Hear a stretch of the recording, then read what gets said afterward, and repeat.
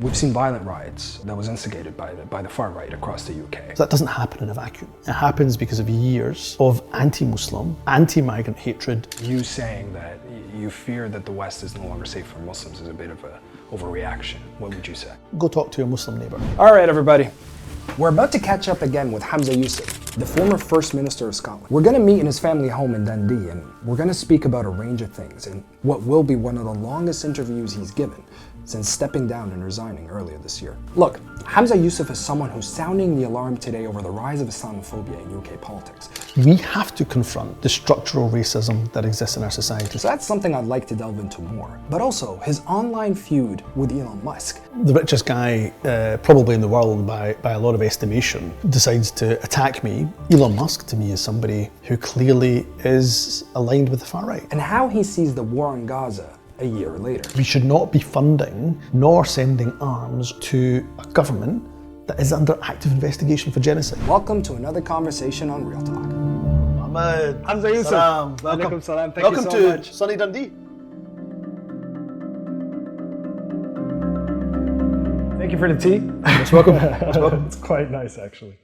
What do you mean, actually? Actually, You sound surprised. And my tea making was my tea at Bute House so terrible that you thought this time round actually it's quite good. We're a lot more laid back now. Yeah. it's a different time. For sure. But no, let's actually talk about that.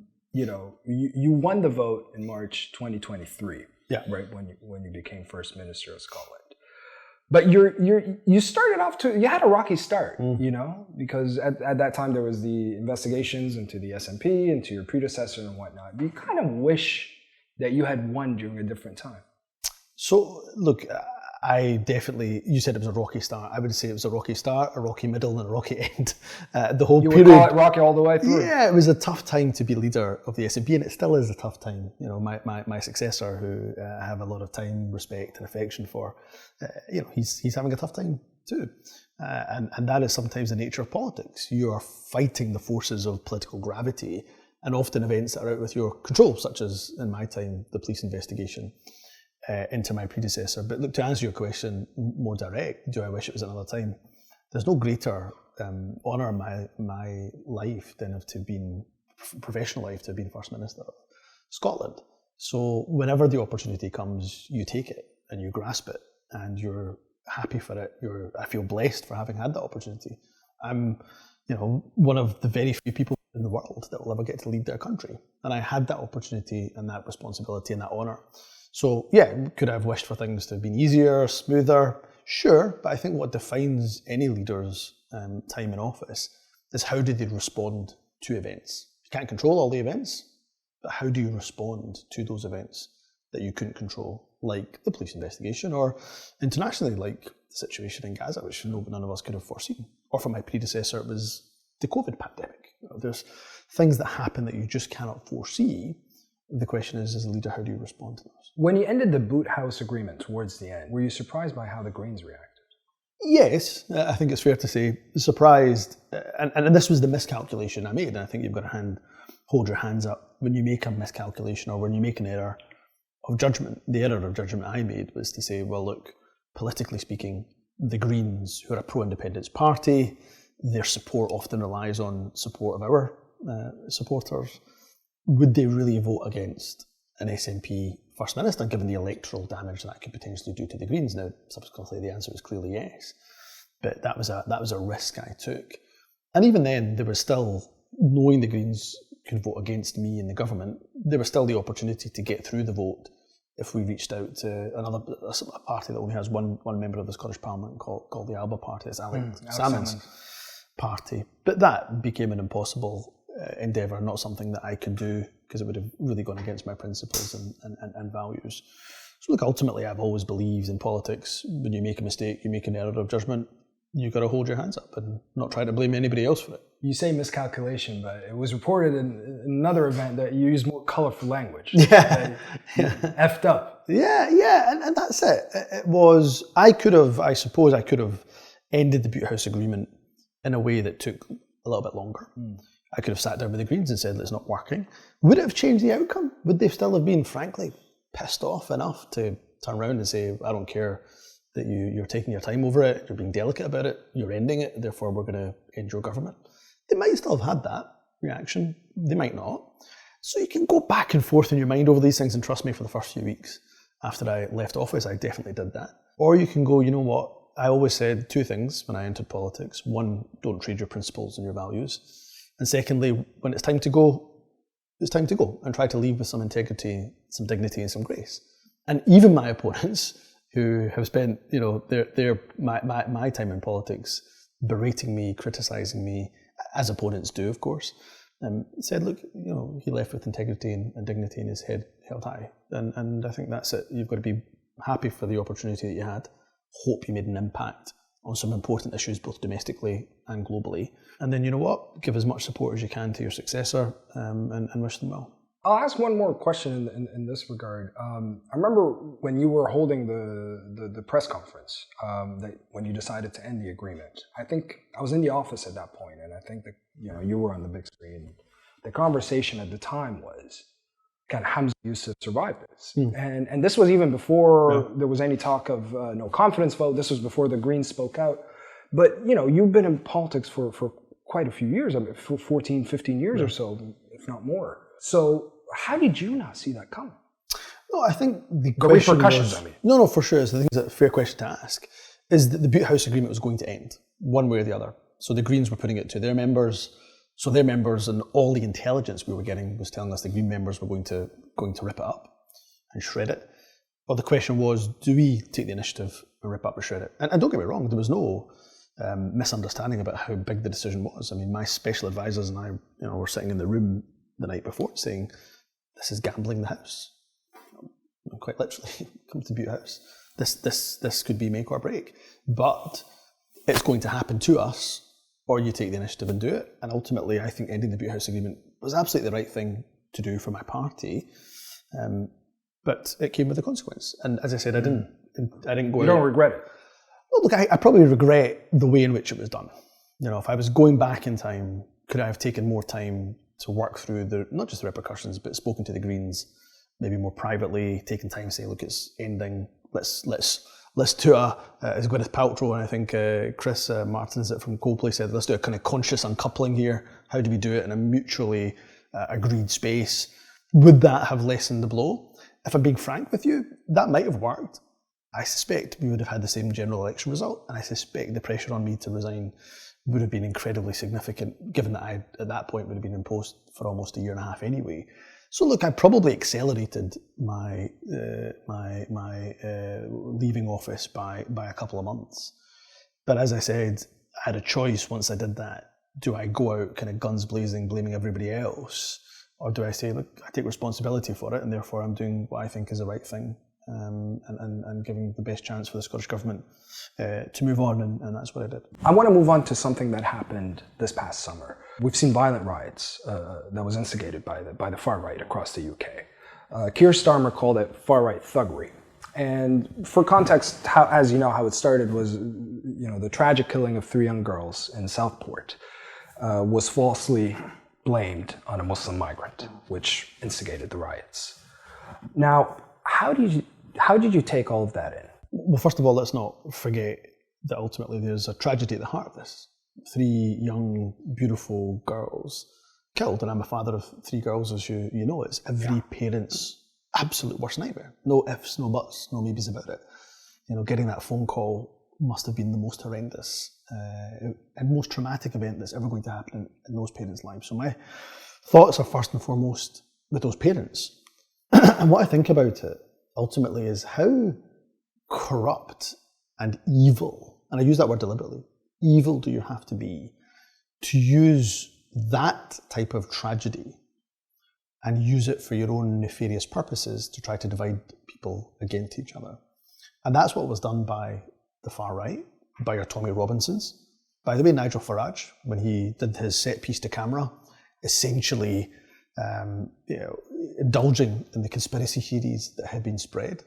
He was maybe careful about some of the words he used and what he said, because he's been in politics a long time. He blamed it on Andrew Tate, I think, or something. He can blame whoever he wants. He sat in front of camera and knew what he was doing.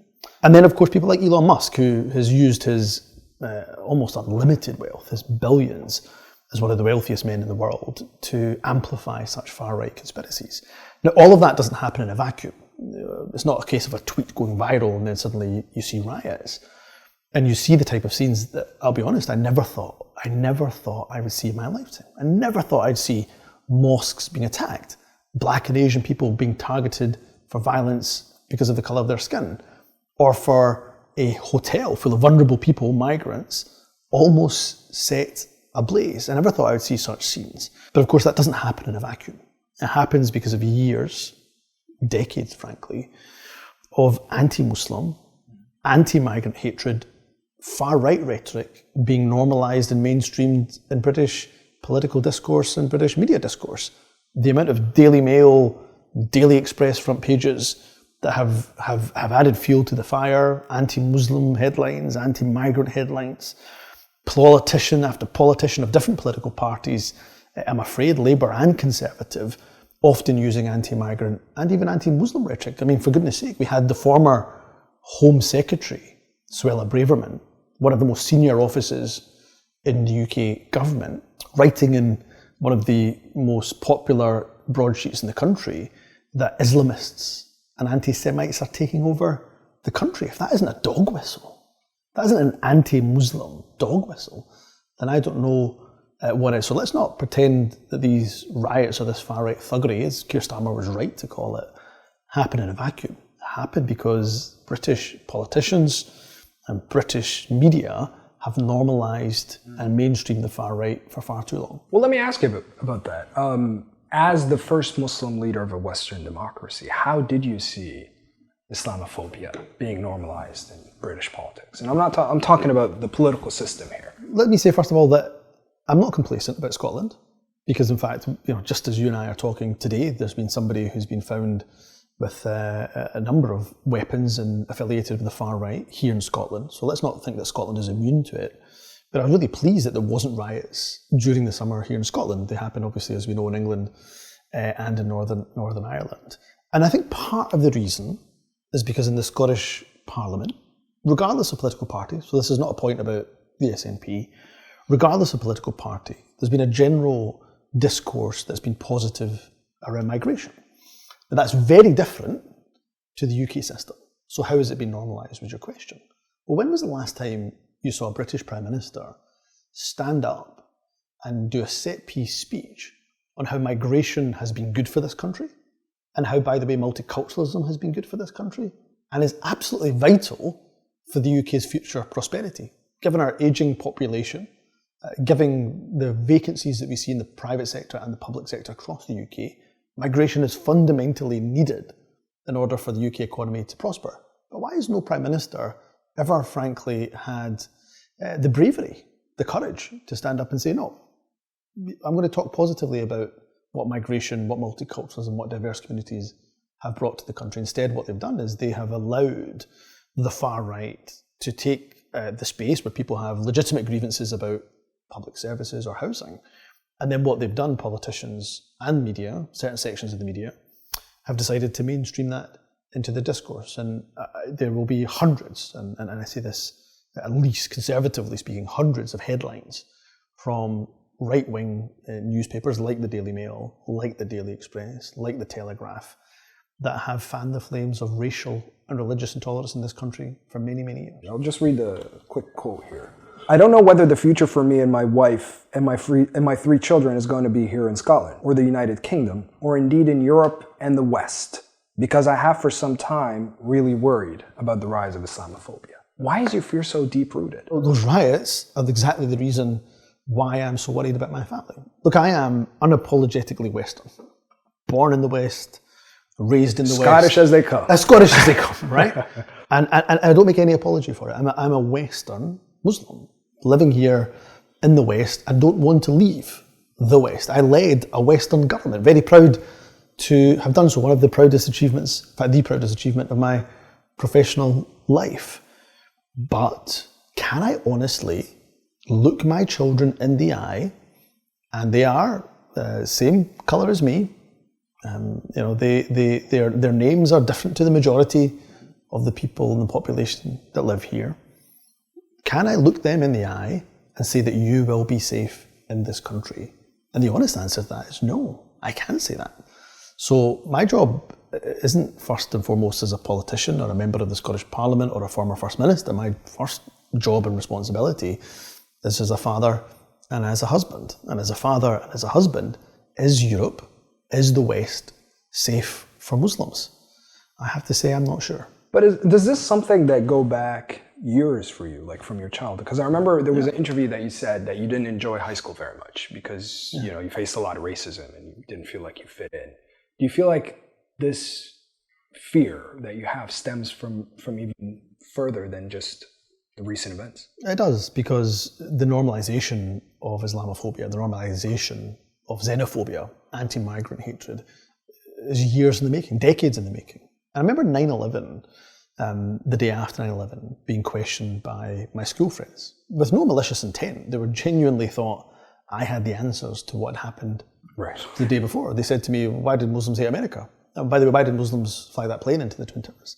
As though at 16 years old, I'm going to have any idea, any more than they would. But that to me was probably the first time in my life that I felt like, wait a minute, how different am I? And do I really belong here?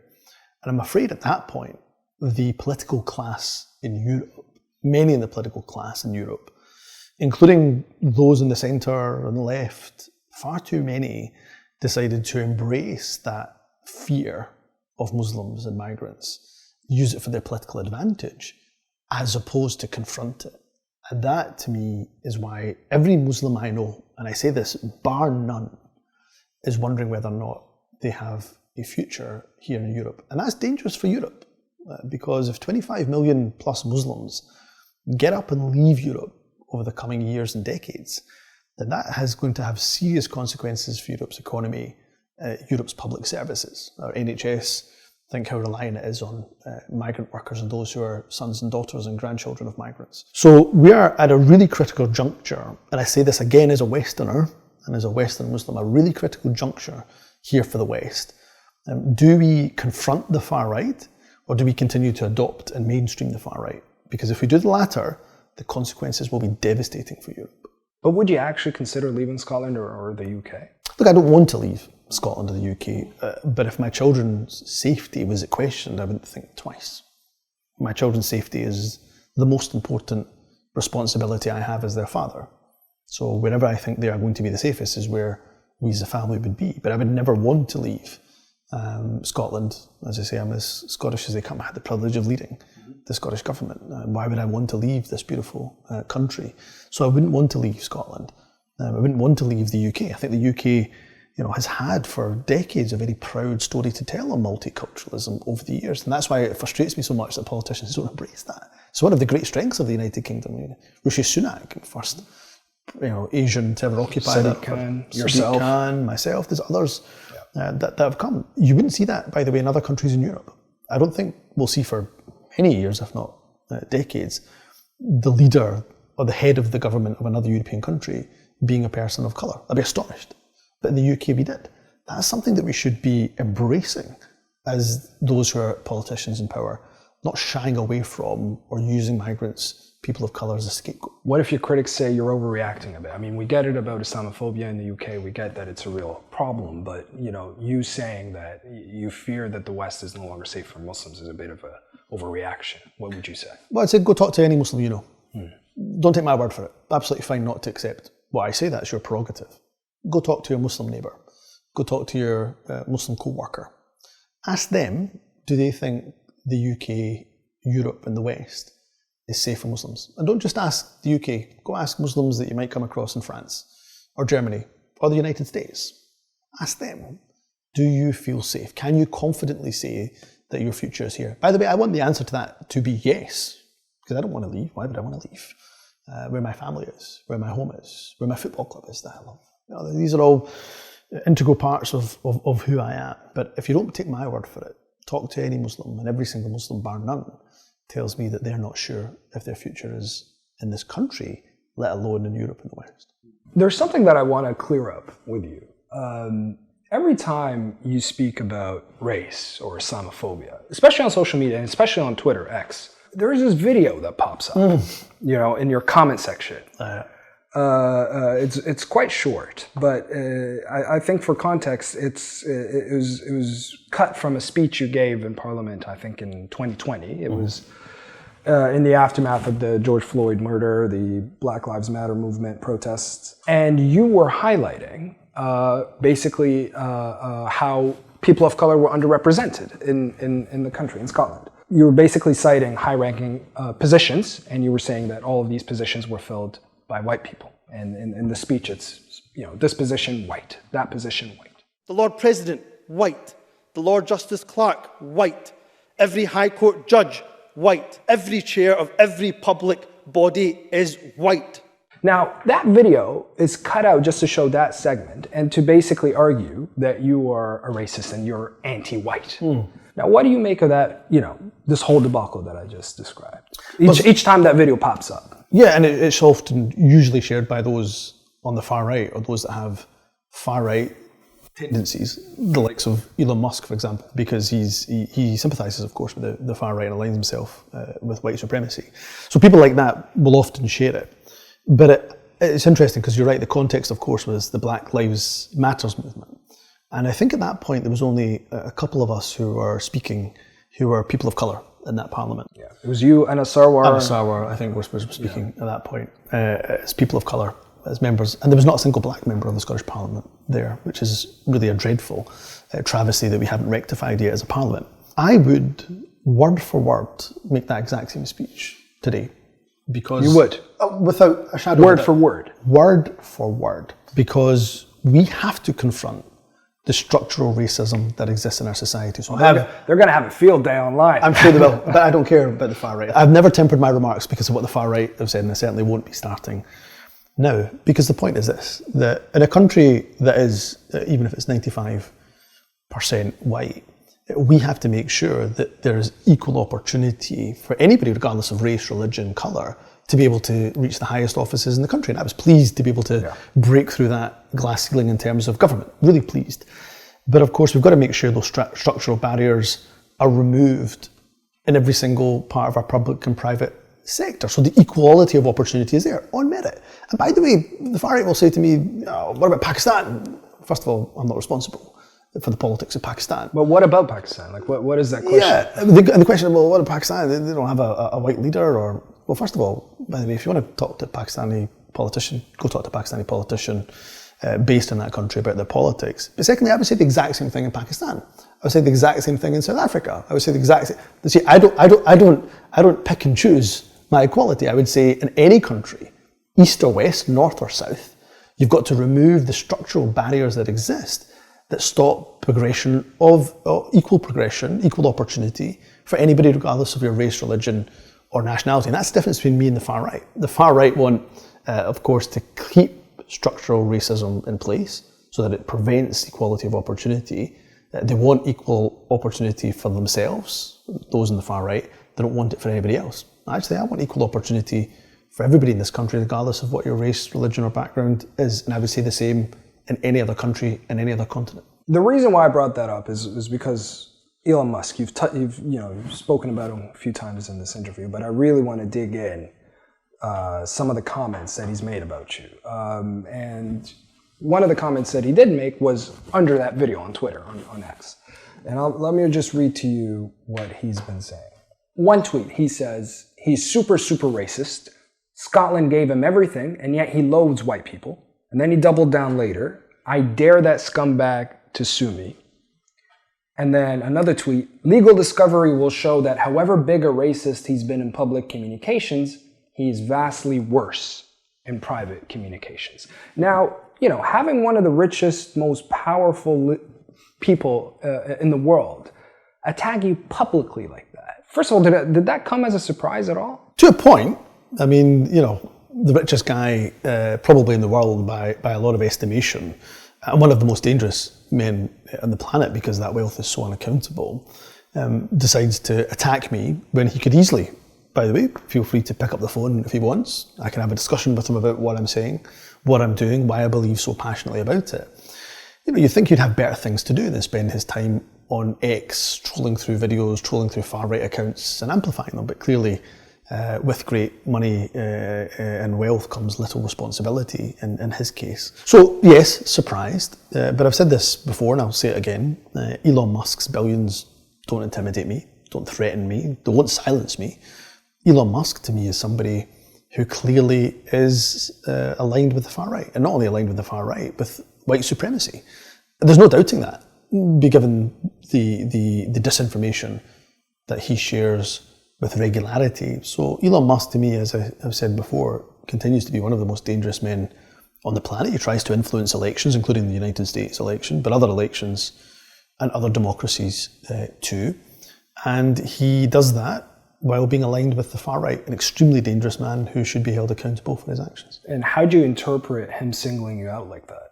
Well, I mean, why is he singling out a Muslim, grandchild of a migrant person of colour who's progressive in their politics? I was kind of scratching my head and wondering why. Of course, we all know the reason why he singles me out, because I'm the exact opposite, the antithesis of everything that he stands for. He's middle-aged, far-right sympathiser, male sympathiser. That is, as I say, I'm the very opposite, the very antithesis of everything that Elon Musk stands for. So of course he'll try to challenge, threaten, intimidate. And of course, even that point about private communications. Yeah. Well, look, he's sending a very clear signal. By the way, I've got, not only do I have your ex DMs, which by the way have despite what he says, nothing untoward within them, but I think he effectively is saying, well, I can get into your private communications, your text messages, your WhatsApp, your email. Oh, absolutely a threat. And the richest man on the planet, is going to be able to hire people to do as some British tabloids did, of course, many years ago during the hacking scandal. So I think Elon Musk, I don't doubt for a minute that Elon Musk is sending me a threat that, by the way, I can hack your messages, I can hack your private communications anytime I want. Now, I have nothing to worry about because, again, there's nothing untoward there. I'm neither a racist in public nor private. But as a man who indulges in the advocacy and regurgitation of disinformation and the manipulation of information, that's a pretty serious threat. Would you consider legal action? It's been reported that you would consider legal action against him, but is that something that you're considering? Look, I think what my lawyer said, and he can speak for himself obviously, my lawyer said, look, if Humza is attacked because of what Elon Musk has said, then we're not going to hesitate to take legal action. Do I have particular interest or time in taking the wealthiest man in the world to court and going through a whole court case and a whole court battle? Probably not. Neither have I said that I would do that. He seems to want to bait you into it. Yeah, because he has very deep pockets. And, I don't have billions of pounds, millions of pounds, let alone billions of pounds for that matter. But also, I think he has legal protection and he understands that being in the United States and the various protections that come with the American Constitution. But my point is this, that Elon Musk can't silence me. He thought he probably could by making some kind of threat about, I'll get into your private communications. But that's not going to stop me from speaking out. I will say it again, Elon Musk is a dangerous far-right sympathiser who aligns with white supremacy. He is trying to influence elections, including the United States, and he is, in my view, directly responsible for some of the heinous riots and far-right thuggery we saw in the streets of the UK, and he should be held to account. I want to move on to speak about Gaza now, which is something that you've been quite outspoken about, even early on in October. But I think maybe we should change the setting a bit. I mean, you told me there are some pictures that we can kind of see from family in Gaza and all that, so I think it would be good to look at it and kind of just chat some more. Well, let's do that. Let's go. Let's go.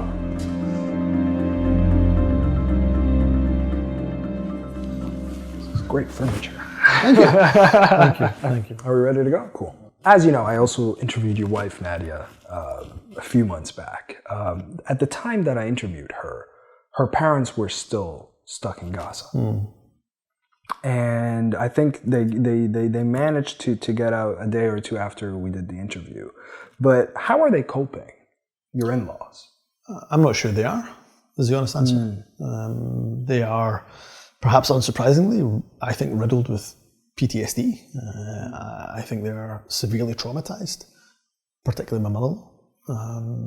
The things that they have seen, and I'm in the midst of compiling a dossier which we'll send to the ICC and present to the Are you? International Criminal Court. Yeah, we will do that because it's first-hand eyewitness testimony. And just to give you one example, I mean, my mother-in-law tells of the time that she thought their house had been hit.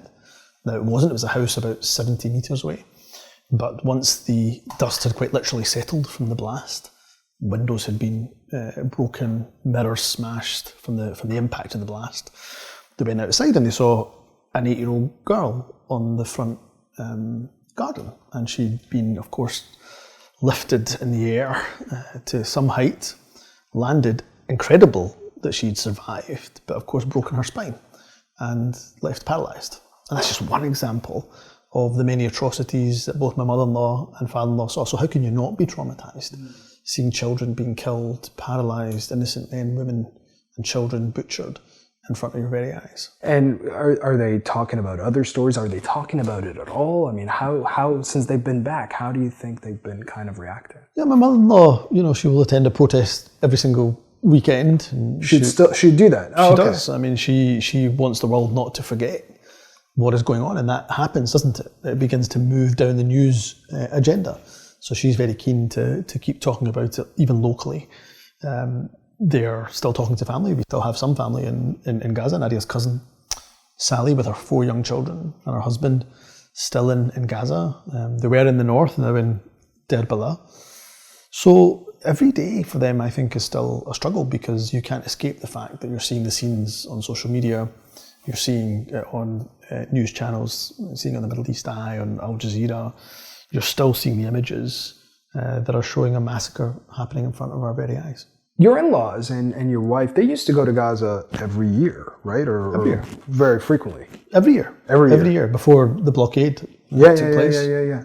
They used to go every year. So my father-in-law has 4 children from his first marriage, 4 children from his second marriage.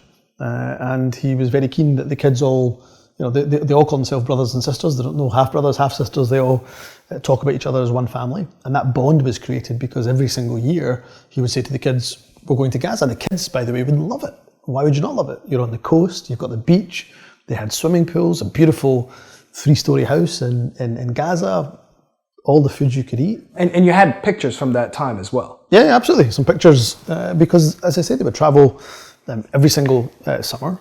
They would spend time there.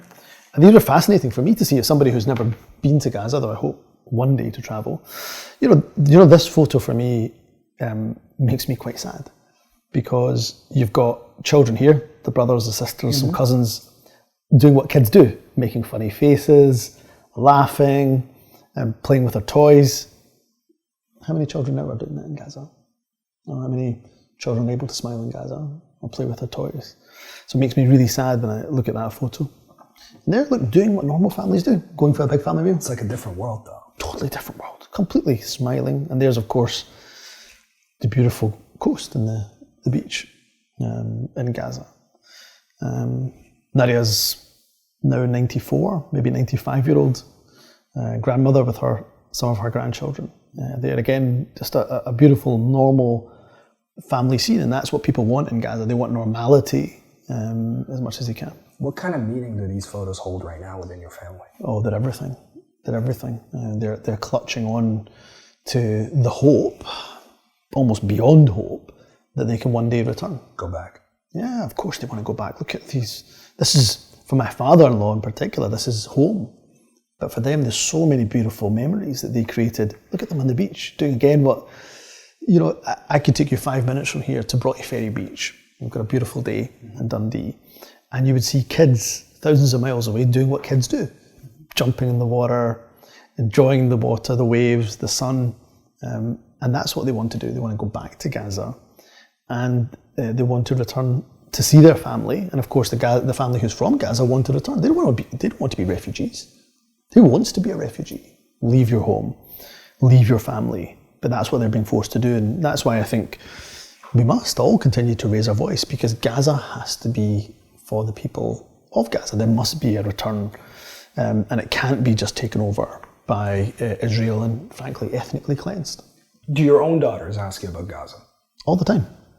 They've seen some of these pictures, and I've got the 15-year-old, 5-year-old, and now, of course, the 9-week-old baby as well. But Palestine is so important to us as a land, particularly as Muslims. It's a really important land. And my daughters, their names, Amal is Amal Aqsa Yousaf, Liana is Liana Janine Yousaf. So they all have that connection back to Palestine, but yet they've never had the chance of going. And I would love to be able to take them, but I want them to feel safe and secure. And by the way, that's also what I want for Israelis. I have a number of friends in Israel, particularly in Tel Aviv, those that have been in Scotland, taken their lives to move their families to Tel Aviv in particular.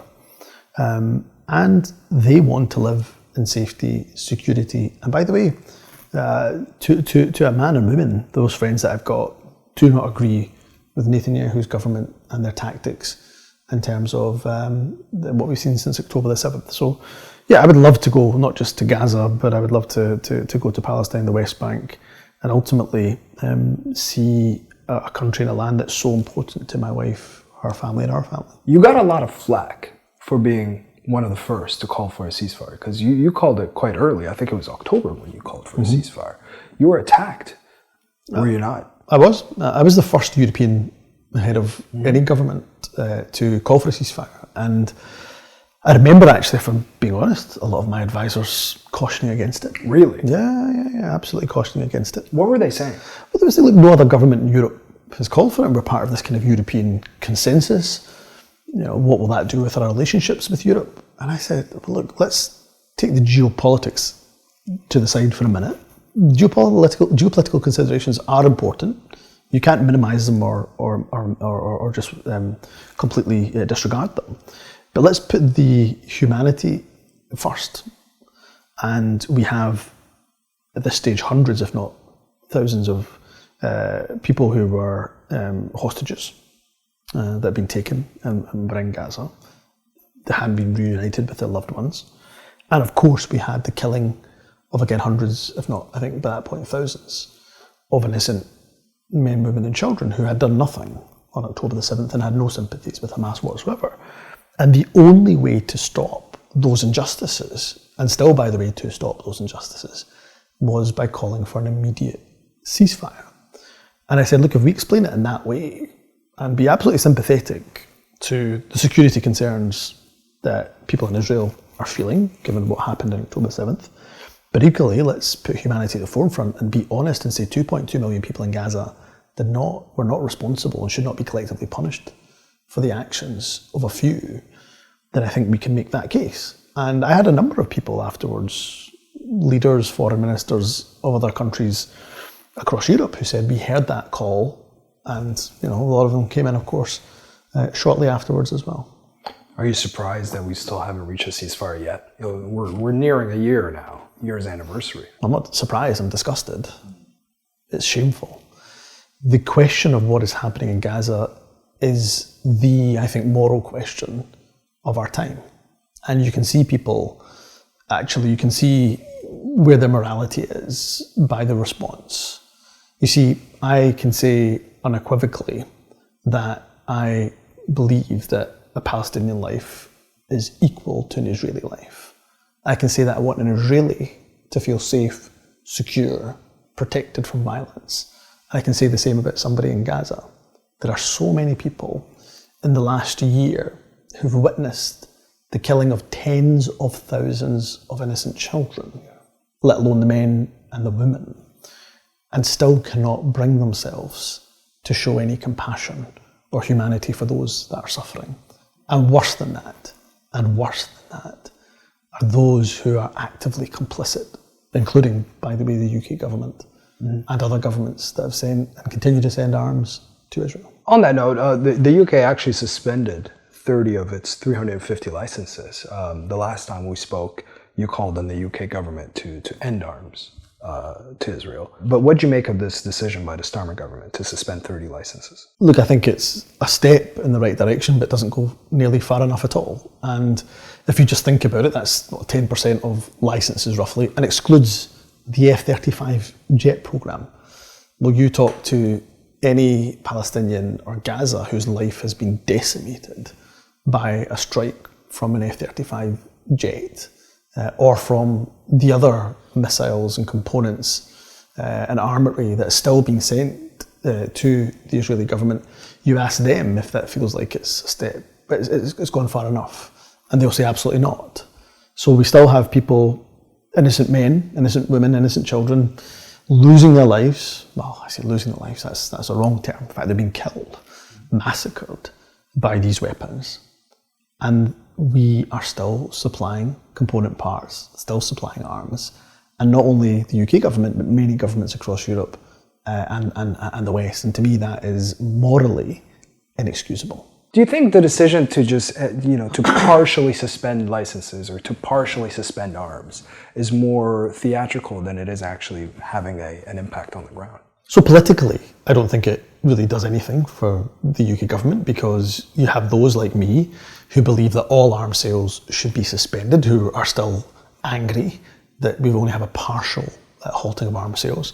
And then, of course, the UK government was also attacked by the Israeli government, by Netanyahu, for what he, I think, described as a shameful decision by the UK government.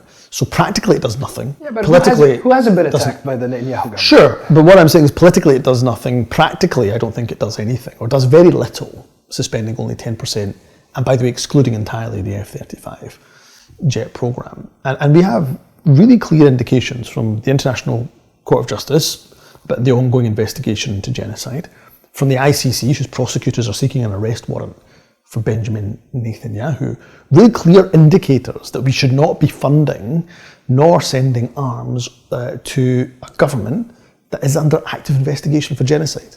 I mean, that should be pretty obvious, and we should be not only suspending and halting those arms sales in their entirety, we should be making it very clear that anybody responsible for such war crimes and such breaches of international law should be held to account. My worry is, my suspicion, in fact, is that the UK government are complicit in those war crimes, and they too will then have to be held to account. When it comes to the ICC, which you just mentioned, I mean, do you think about why it has, they haven't been able to issue arrest warrants for Netanyahu just yet? Well, look, I know, of course, that such a job would be complex. The reason why I say that is because it took them, I think, 3 or 4 weeks for Putin to issue ones. Well, exactly the point. So I'm not saying that the issue is not complex. We all know it absolutely is. But this is as urgent as it gets. When innocent people are being butchered and massacred by the tens of thousands, then the ICC must make a decision, as you rightly say, in previous times, not just Putin. And by the way, I agree with the arrest warrant for Vladimir Putin. It's taken weeks, maybe a month, maybe 6 weeks, but it really takes as long as it's taken the judges now at the ICC to either accept or reject the prosecutors. They've got an option either way. But given that so many people are being killed, collectively punished, are having their rights eroded, and they're very clear breaches of international law. You don't need to be an international legal expert to see the devastation, destruction, and the complete, I think, breaches of international law, the egregious breaches of international law that we've seen. You don't need to be an expert to know that's what's happening. I do question why on earth it's taking the ICC as long as it is, and that's not a fault of the prosecutor. I think the prosecutor, Karim Khan, has done an excellent job, and he had an independent legal panel looking at the question of jurisdiction, who's clearly looked at the evidence and applied international law equally, both to state and non-state parties. So there's no criticism of the prosecutor, but of those judges who have to make the decision. What on earth is taking you so long while these massacres continue? And going back to the issue of the ceasefire, I mean, obviously, I think the world doesn't need any more evidence in terms of video evidence or visual evidence of what's happening on the ground. So, what else needs to be done for a ceasefire to be achieved? I think this is it. The international community has completely failed both the people of Gaza and the hostages that have been kept captive until this moment, because they've been relying on Netanyahu in particular and his government to be partners in peace.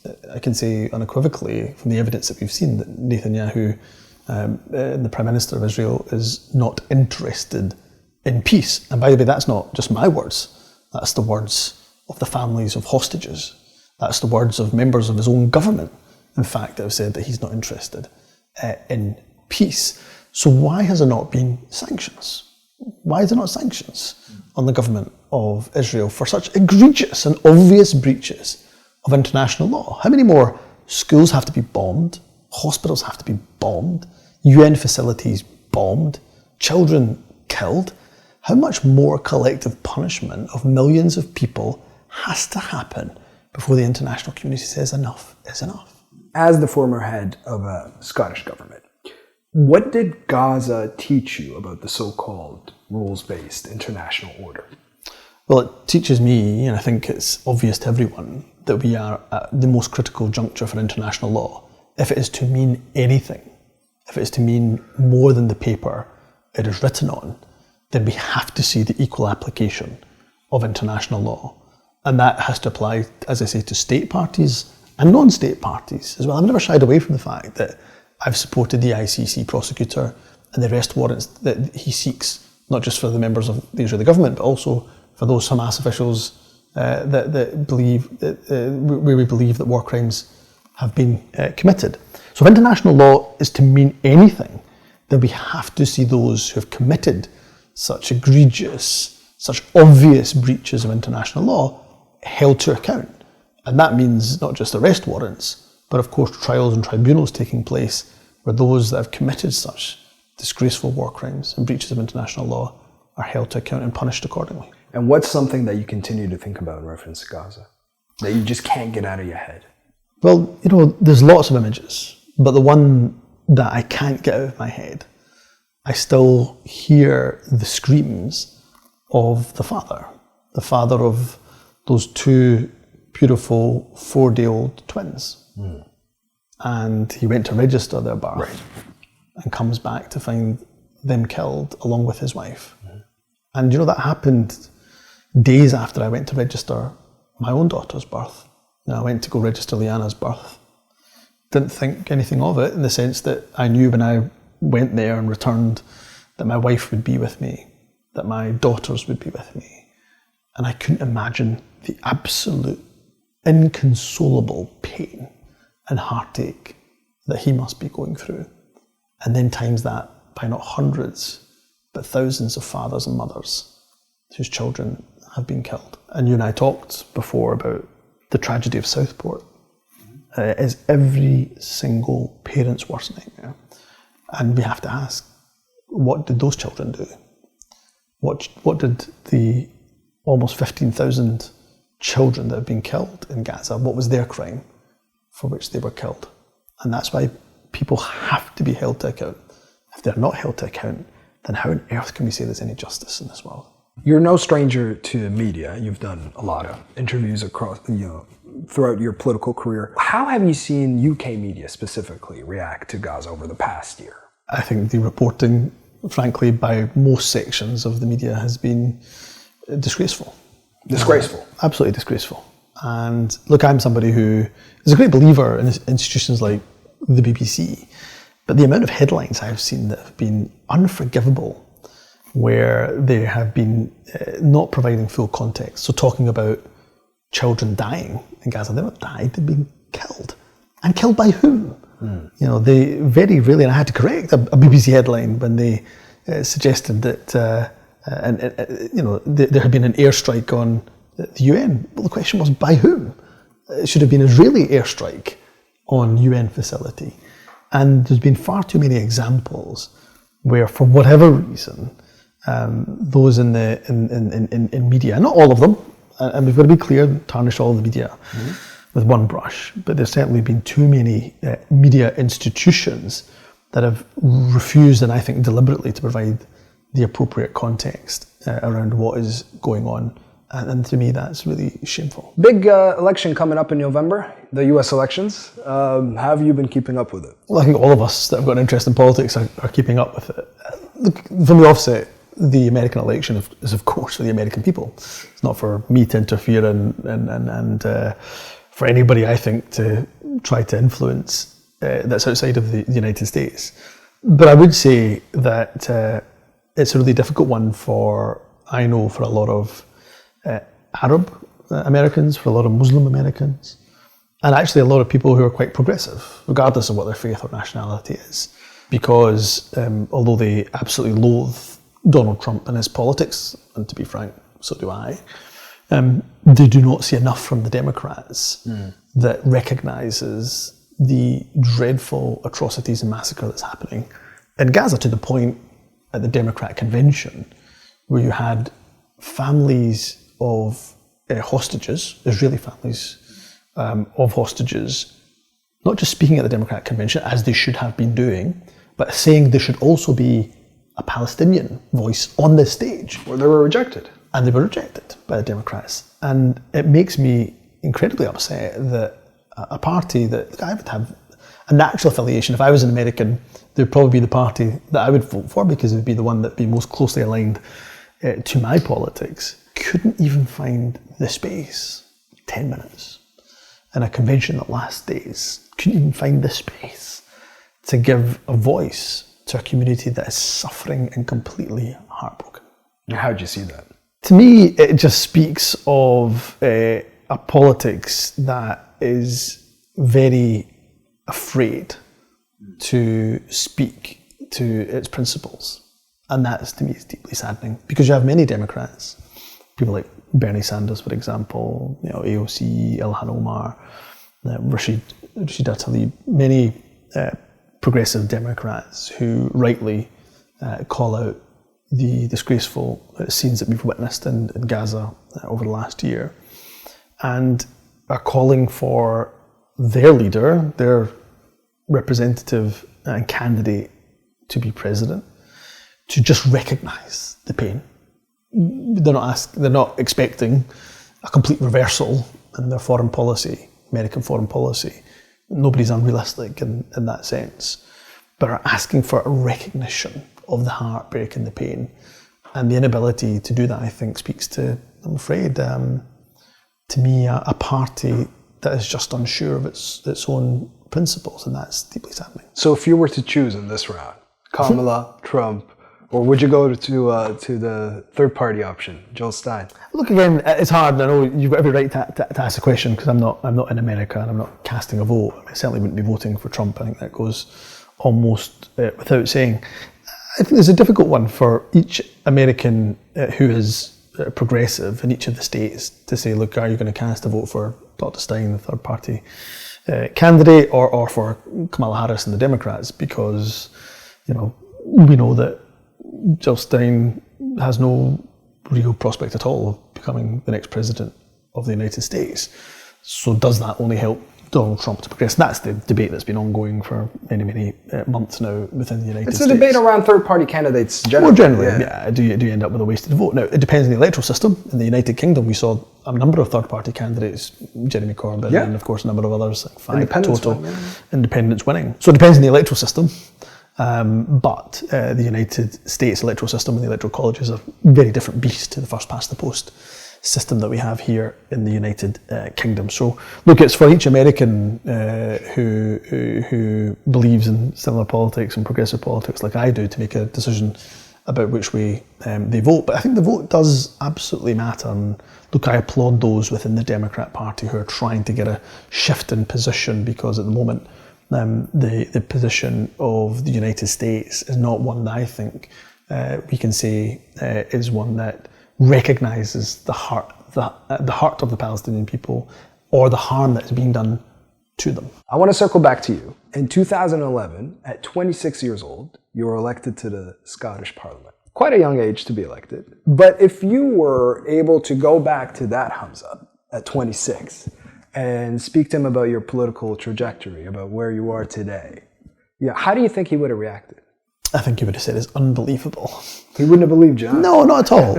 I mean, I'm 26 years old. And by the way, one of the biggest barriers in my political life has been my age. A number of particularly kind of middle or older aged men from different political parties, to be honest, sometimes even including my own, who would say to me, look, you've got to get way more life experience before you get involved in politics, or, effectively, what are you doing lecturing me, 26 years old, and I've got this life experience, decades of this life experience. So age was definitely a barrier. I don't think it would have been believable, but also because of who I am. I mean, I mentioned to you earlier on about 9/11 and the impact that had on whether or not I belonged in this country. To go from that to being told, oh, by the way, one day you might actually lead the Scottish government was just unfathomable and incomprehensible. Okay, let's flip that around. What if decades from now, that Humza Yousaf comes back and speaks to you? What do you hope that he would say? I would hope he would come back and say, you've got your priorities right. Because I think one regret I do have, and I don't try to hold on to too many regrets, but one regret I do have is I sacrificed a lot of relationships and time with family, time with children in order to advance my political career. Yeah. And it's only in recent years that, and even in recent months actually, I've been able to draw those boundaries a lot tighter, a lot more strictly. And I have an 8-week-old baby, and I didn't, the time I've spent with Liana, I didn't spend a fraction of that time with Amal when she was 9 weeks old at the same time. And I've missed out on all this wonderful time with my daughters, both my 15-year-old and 5-year-old, both Maya and Amal. So I would hope that that's a boundary that I implement whatever I go on to do in the future for many years and decades from now. Well, you're not even 40 yet. You're 39, right? And you're a lot more active on social media now. But how are you honing your political presence right now? Are you still interested in frontline politics, leadership? So I'm elected until 2026, and then there'll be Scottish parliamentary elections. And I've not truthfully made a decision whether I'll stand again or not. I'll make that decision probably some point next year. You haven't made up your mind yet? Not yet. So I'll weigh in a whole range of factors about whether or not I stand again. As you say, I'm relatively young, but there's far younger than me now in politics. And I think the question for me is... He's also far older. Far older. I think two questions are, what do I want to do? So for the first time, probably in 13 years, I'm able to ask myself that question. Because when you get elected, you kind of know the trajectory that you want to aim for. You get elected, can you become a junior minister, then a cabinet minister, get one of the big cabinet positions, and then, my goodness, maybe even go for First Minister, as I got the opportunity to do. Now, having done that, and by the way, I have no ambitions to be First Minister again. No? No. Can we quote on this one? You have been there, done that, got the T-shirt, happy for somebody else to do the job. Now, what is it I want to do? And the second question is, where can I make the most effective contribution? Sure. And I think those are the areas now that I'm looking at, and where can I use my skills, my expertise, but also where my passion is to try to make a difference in this world. Do you have an inclination of what that could look like? I mean, early days, but I think for me, again, probably a couple of areas we've talked about, two areas of interest for me. There is far too much conflict in the world, and have we lost the inclination and the drive and the motivation for diplomacy and for conflict resolution?